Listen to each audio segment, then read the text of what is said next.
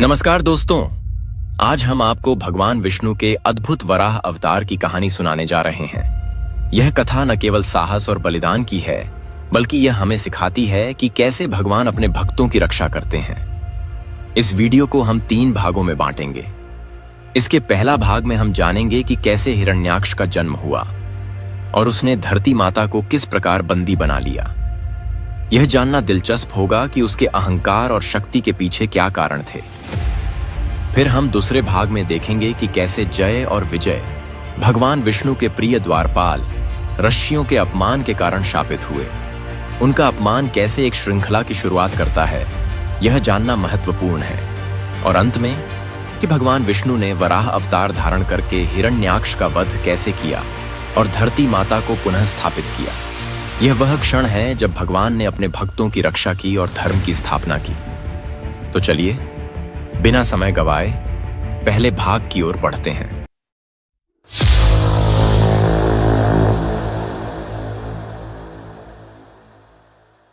एक बार मरीचि नंदन कश्यप जी ने भगवान को प्रसन्न करने के लिए खीर की आहुति दी और आराधना समाप्त करके संध्या समय अग्निशाला में ध्यान मग्न होकर बैठे। उसी समय दक्ष प्रजापति की पुत्री दिति, जो कश्यप जी की पत्नी और दैत्यों की माता थीं, अपने मन में संतान प्राप्ति की इच्छा लेकर उनके पास पहुंची। दिति ने कश्यप जी से मीठे वचनों में अनुरोध किया, प्रभु, मुझे पुत्र की प्राप्ति चाहिए, कृपया मुझे आशीर्वाद दें। कश्यप जी ने समझाते हुए कहा, हे प्रिय, मैं तुम्हारी इच्छा पूरी करूंगा, लेकिन इसके लिए एक शर्त है। तुम्हें 1 प्रहर तक प्रतीक्षा करनी होगी। संध्या समय के बाद सूर्यास्त के बाद भगवान शिव भूत, प्रेत और यक्षों के साथ बैल पर सवार होकर विचरण करते हैं। यदि तुम इस समय कृत्य में लिप्त रहोगी तो वे क्रोधित हो सकते हैं। यह समय संतान उत्पत्ति के लिए उचित नहीं है।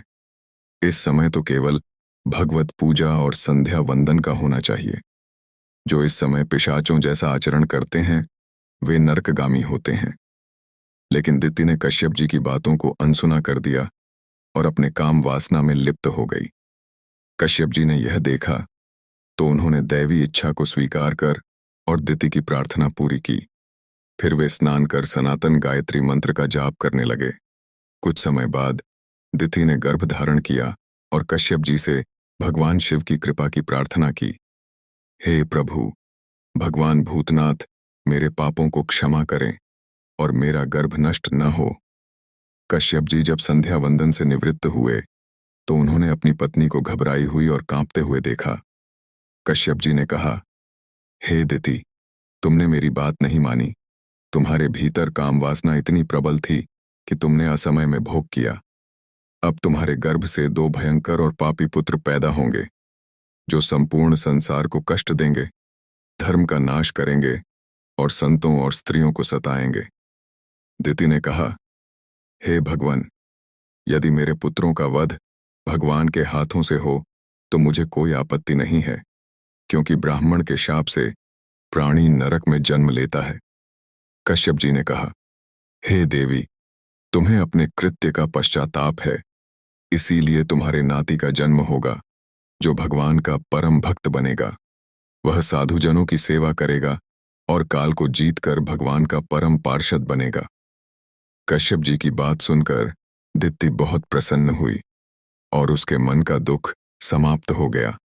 इसके बाद दिति के गर्भ से 2 पुत्र हिरण्याक्ष और हिरण्यकशिपु का जन्म हुआ। ये दोनों दुष्टता की राह पर चले, लेकिन प्रभु की इच्छा से उनके कुल में प्रहलाद और बलि जैसे महान भक्तों का जन्म हुआ, जिन्होंने पूरे संसार को धर्म की राह दिखाई।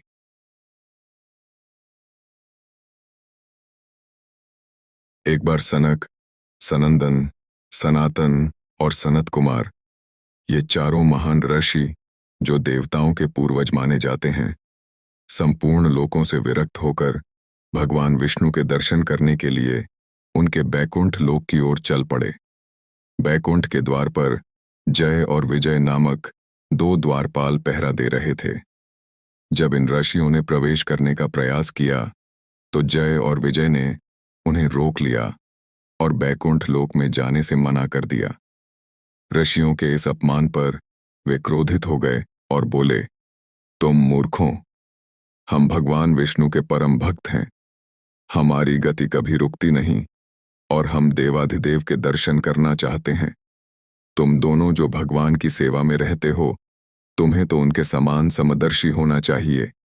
भगवान विष्णु का स्वभाव शांतिमय और अडिग है। तुम्हारा स्वभाव भी ऐसा ही होना चाहिए। हमें भगवान के दर्शन करने दो। हालांकि ऋषियों के इन शब्दों का असर भी जय और विजय पर नहीं हुआ और वे द्वारपाल उन्हें भीतर जाने से लगातार रोकते रहे। तब ऋषियों ने गुस्से में आकर कहा, तुम लोगों के दिल में अहंकार आ गया है, जबकि तुम भगवान के निकट रहते हो। अहंकारी का स्थान बैकुंठ में नहीं हो सकता। तुम दोनों को हम शाप देते हैं कि तुम पाप योनि में जन्म लोगे और अपने पापों का फल भोगोगे। इस शाप के बाद जय और विजय भयभीत होकर उनके चरणों में गिर पड़े और क्षमा की प्रार्थना करने लगे। यह देखकर भगवान विष्णु, लक्ष्मी जी और उनके सभी पार्षदों के साथ स्वयं आकर ऋषियों का स्वागत करने आए। भगवान विष्णु ने कहा, हे मुनीश्वर, ये जय और विजय मेरे प्रिय पार्षद हैं, लेकिन इन दोनों ने अहंकार में आकर आपका अपमान किया है। आप मेरे भक्त हैं और इन्हें अपमानित कर इन्होंने मुझे भी अपमानित किया।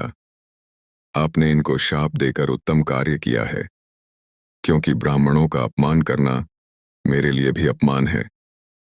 मैं इनकी ओर से आपसे क्षमा मांगता हूं, क्योंकि सेवकों के अपराध के बावजूद संसार स्वामी के अपराध को ही मानता है। भगवान के इन मधुर वचनों से ऋषियों का क्रोध शांत हो गया।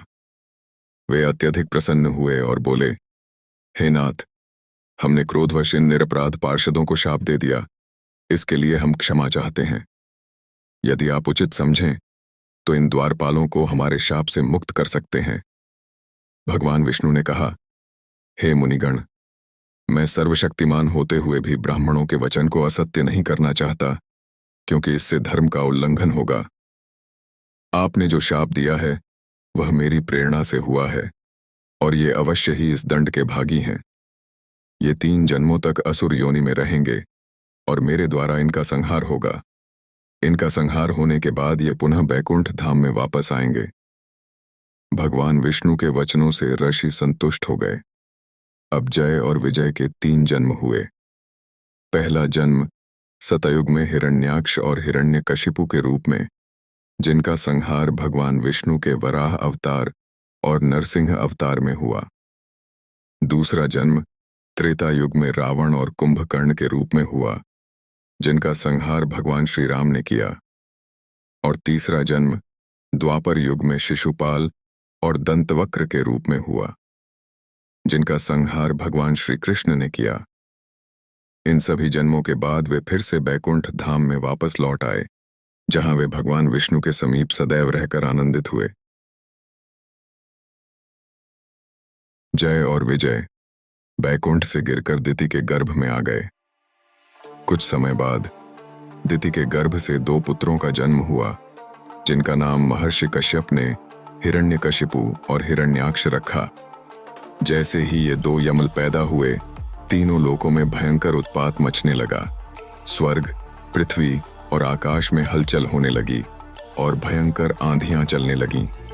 सूर्य और चंद्रमा पर केतु और राहु बार बार ग्रहण लगाने लगे। उल्कापात होने लगे, बिजली गिरने लगी, नदियों और जलाशयों का पानी सूखने लगा, गायों के स्तनों से रक्त बहने लगा और उल्लू, सियार जैसे जीवों के अजीब रोने की आवाजें सुनाई देने लगीं। जन्मते ही दोनों दैत्य आकाश तक पहुंच गए और उनका शरीर पर्वत के समान विशाल और मजबूत हो गया, जैसे वह फौलाद से बने हों। वे स्वर्ण के कवच, कुंडल, करधनी, बाजूबंद आदि पहनकर अत्यधिक भव्य दिखने लगे। हिरण्यकश्यप ने कठोर तप करके ब्रह्मा जी को प्रसन्न किया और उनसे वरदान प्राप्त किया कि उसकी मृत्यु न दिन में हो, न रात में, न घर के भीतर हो, न बाहर। इस तरह से वह अभय होकर तीनों लोकों पर विजय प्राप्त कर एक छत्र राज्य करने लगा। उसका छोटा भाई हिरण्याक्ष भी उसकी आज्ञा का पालन करते हुए शत्रुओं का नाश करने में व्यस्त था। एक दिन घूमते घूमते वह वरुण की पुरी में पहुंच गया और पाताल लोक में जाकर वरुण देव से युद्ध की याचना की। हिरण्याक्ष ने कहा, हे वरुण देव, आपने समस्त दैत्यों पर विजय प्राप्त की है। अब मैं आपसे युद्ध करना चाहता हूं। मुझे अपने युद्ध कौशल का प्रमाण दीजिए। वरुण देव को इस चुनौती पर क्रोध तो आया, लेकिन समय को समझते हुए उन्होंने हंसते हुए कहा, अरे भाई, अब लड़ाई का उत्साह नहीं रहा और तुम जैसे बलशाली दैत्य से लड़ने की शक्ति मुझ में नहीं बची। तुम तो यज्ञ पुरुष नारायण के पास जाओ, वही तुमसे युद्ध करने योग्य हैं। वरुण देव की बात सुनकर हिरण्याक्ष नारद जी के पास पहुंचा और नारायण का पता पूछा। नारद जी ने बताया, नारायण इस समय वाराह रूप में पृथ्वी को रसातल से बाहर निकालने के लिए गए हैं। हिरण्याक्ष रसातल में पहुंच गया और वहां भगवान वाराह को पृथ्वी को अपने दांतों पर उठाए हुए देखा। उसने भगवान से कहा, अरे जंगली पशु, तू कहां से आ गया है? मूर्ख, तू इस पृथ्वी को क्यों ले जा रहा है? यह पृथ्वी तो ब्रह्मा जी ने हमें दे दी है। तू दानवों का शत्रु है और मैं तुझे यहीं नष्ट कर डालूंगा। भगवान वाराह को हिरण्याक्ष का यह अपमान सहन नहीं हुआ, लेकिन उन्होंने पृथ्वी को छोड़कर युद्ध करना उचित नहीं समझा। उन्होंने धैर्य से उस दैत्य की बातों को सुना और फिर गजराज की तरह जल से बाहर आ गए। हिरण्याक्ष ने उनका पीछा करते हुए कहा, कायर, तुझे भागने में शर्म नहीं आती? आ और मुझसे युद्ध कर। भगवान वाराह ने पृथ्वी को जल में सही स्थान पर रखकर अपने पांव पर स्थिरता प्राप्त की। फिर उन्होंने दैत्य की ओर मुंह किया और कहा, तुम जैसे ग्राम सिंहों को हम जंगली पशु ढूंढते रहते हैं। अब तुम्हारी मृत्यु सामने खड़ी है। इन व्यंग्यपूर्ण शब्दों को सुनकर हिरण्याक्ष अत्यधिक क्रोधित हुआ और भगवान वाराह पर झपट पड़ा। फिर भगवान वाराह और हिरण्याक्ष के बीच एक भीषण युद्ध हुआ और अंत में भगवान वाराह ने हिरण्याक्ष का वध कर दिया।